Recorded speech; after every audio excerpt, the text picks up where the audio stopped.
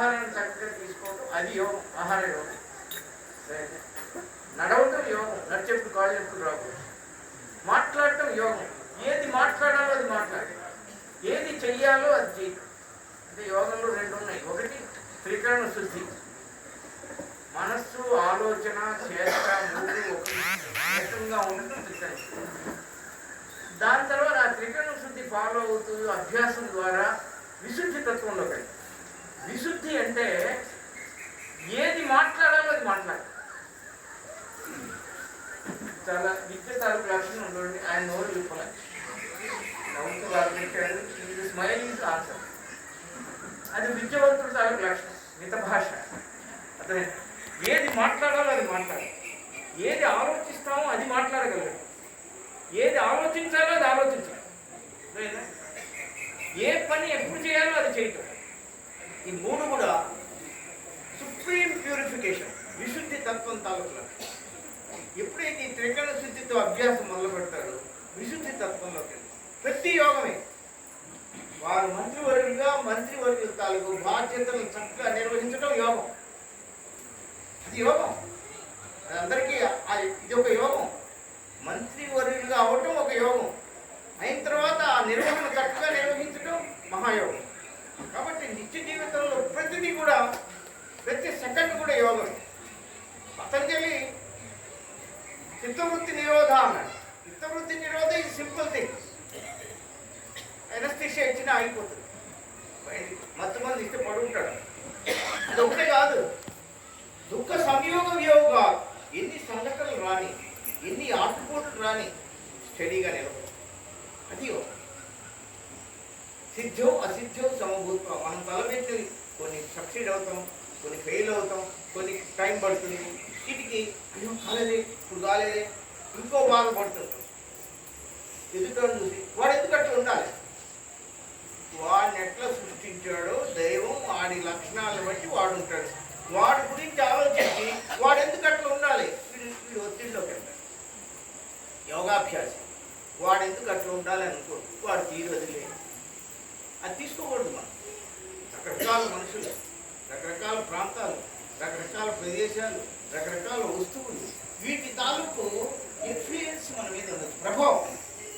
ఆ ప్రభావం పడకుండా మనం ఉండే రైట్ యాటిట్యూడ్తో, అంటే ధర్మ నిరతి అనే దాంతో చక్కగా జీవితం పెట్టుకోవటమే యోగం. అందుకనే యోగం చేయకుండానే, యోగం అనే మాట తెలియకుండానే కొంతమంది యోగంలో ఉంటుంటారు. ఏదో ధ్యానం చేయటం, కళ్ళు మూసుకోవటం, మనసు ఆపటం, ప్రాణాయామం కుట్టడం, అవి చాలా ఈజీ. లైఫ్ స్టైల్లో వాటిని ఇంప్లిమెంట్ చేయడం చాలా ఇంపార్టెంట్. ఆ విశుద్ధి తత్వంలోకి వెళ్ళాలి. అది చక్కగా ఏది మాట్లాడితే అది మాట్లాడతాం, గొడవ ఉండదు. ఏ పని చేయాలో అది చేస్తాం, గొడవ ఉండదు. ఏది ఆలోచించాలో అది ఆలోచిస్తాం, అనవసరమైన ఆలోచనతో. తర్వాత విశ్రాంతి. విశ్రాంతి తీసుకుంటున్నాను అంటాం మనం. విశ్రాంతి అంటే ఏం చెప్పు, మనస్సు ఆలోచన చేయకుండా ఉండాలి విశ్రాంతి. Rest is different from sleep. రెస్ట్లో చక్కగా మనస్సు స్టడీగా ఉంటుంది, ఆలోచన చేయకుండా. నేను ఈ విషయం ఆలోచించానంటే ఆలోచన. ధ్యానం, పర్ఫెక్ట్ ధ్యానం చెప్తా మీకు. ఊరకనే ఉండు, ఏం ఆలోచించకుండా ఉంటుంది, సైలెంట్గా ఉండు. ఇక్కడ ధ్యానం చేయటం ధ్యానం కాదు. నేను చేస్తున్నా అదే ఇదే ధ్యానం కాదు. అండూయింగ్ ఈ ధ్యానం. కళ్ళు చూడటం మానేయాలి, చెవులు వినటం మానేయాలి, ముక్కులు వాసన చూడటం మానేయాలి, శరీర చర్మంతాలకు స్పర్శ తెలియదు. ఆ రకంగా అది అన్డూయింగ్ ఇన్ ధ్యానం. Doing action undoing. కాబట్టి అటువంటి ధ్యానంలో అద్భుతమైనటువంటి చేంజెస్ మనలో వస్తాయి, అద్భుతమైన కెపాసిటీస్ వస్తాయి. తర్వాత యోగాభ్యాసంలో విశేషం ఏంటంటే, దీనికి పాండిత్యము, పెద్ద చదువులు అక్కర్లా. నీ మనసుని నియంత్రణ చేయగలవా, ఇంద్రియాలని నియంత్రణ చేయగలవా, చక్కగా మనస్సు ఇంద్రియాలు నియంత్రణ చేయగలిగితే మొత్తం నియంత్రించడం అంతే. దానికి చదువు అక్కర్ల. చదువు లేని వాడు రామావధూత టాపి నేను మా గురుగారు 8th క్లాస్ అవధూత. అట్లనే